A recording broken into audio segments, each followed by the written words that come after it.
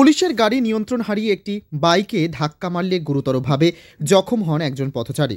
ঘটনাটি ঘটে মঙ্গলবার সকালে সুজালির টুলিগা মোড় এলাকায়। দ্রুত আহত ব্যক্তিকে রামগঞ্জ ব্লক স্বাস্থ্যকেন্দ্রে ভর্তি করা হয়। চিকিৎসা শুরু করার কিছু সময়ের মধ্যে সে মারা যায়।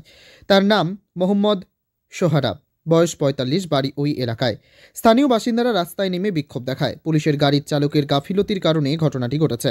পুলিশের গাড়ির চালকের শাস্তির দাবিতে সরব হন তারা। তাদের অভিযোগ, পুলিশের গাড়ির চালক প্রশিক্ষণপ্রাপ্ত নয়। প্রশিক্ষণপ্রাপ্ত হলে গাড়ি নিয়ন্ত্রণে রাখা অসুবিধা হতো না। জেনে শুনে পুলিশ এই ধরনের যুবককে কাজে রেখেছে, তা কখনোই মেনে নেওয়া যায় না। পুলিশ জানায় ঘটনার তদন্ত শুরু হয়েছে। এখানে সকালে একটা অ্যাক্সিডেন্ট হলো আধা ঘন্টা আগে। আমি বাইরে ছিলাম, এখন আসলাম। আমি মোটামুটি 15-20 মিনিট হয়ে গেল। বলতে গাড়িটা একটা পুলিশের গাড়ি ছিল, পুলিশের গাড়ি নিয়ে অ্যাক্সিডেন্ট হয়েছে। দেখেন, এগুলা পুলিশ হোক চা পাবলিক হোক, সবার জন্য যে কানুন ধারা যেগুলো আছে সবার জন্য সমান হবে।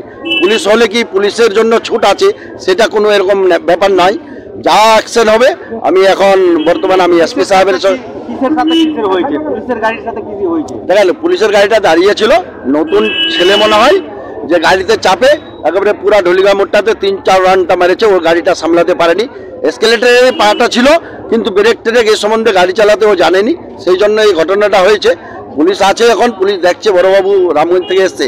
কিন্তু পুলিশের গাড়ি হোক চা পাবলিকের গাড়ি হোক, ব্যাপার হলো সবার জন্য একই কানুন, একই যেন অ্যাকশন হয়।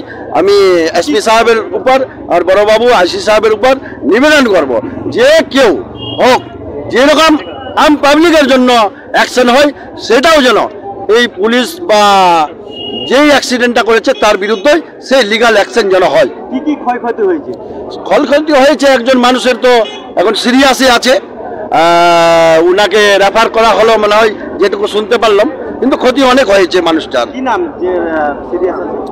সোহরাব হোসেন নাম, ঢুলিগায় বাড়ি ওনার। এখন কি জানো? না, পুলিশের যেহেতু পুলিশের গাড়ি, এখন তো আমাদের ক্ষেত্রে ভালো হলো যে পুলিশ যেহেতু এটা করেছে, তো এখন পুলিশ জবাব দিবে। যেরকম পাবলিশের সঙ্গে ব্যবহার করে যেন ওই যে অ্যাক্সিডেন্ট করেছে যে পুলিশ, ওনার সঙ্গে সেই ব্যবহারটা যেন হয়। যে গাড়ি চালাচ্ছিল তিনি কি আদৌ ড্রাইভার ছিল? না না, এখন বলতে পারছি না। ড্রাইভার হলে তো কন্ট্রোল করতো।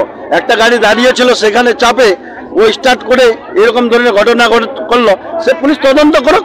এই যে পুলিশের গাড়িতে মানে অবৈধ হলে আমি তো এখনো দেখিনি। ব্যাপার হলো অবৈধ হোক চা বৈধ হোক, ব্যাপার হলো যেরকম আম পাবলিকের সঙ্গে ব্যবহার হয়, আমি আশা করব এখানকার রামগঞ্জের বড়বাবু এবং আইসি এবং এসপি সাহেবের কাছে অনুরোধ করে যেন আমরা এই সঠিক বিচারটা যেন আমরা পাই।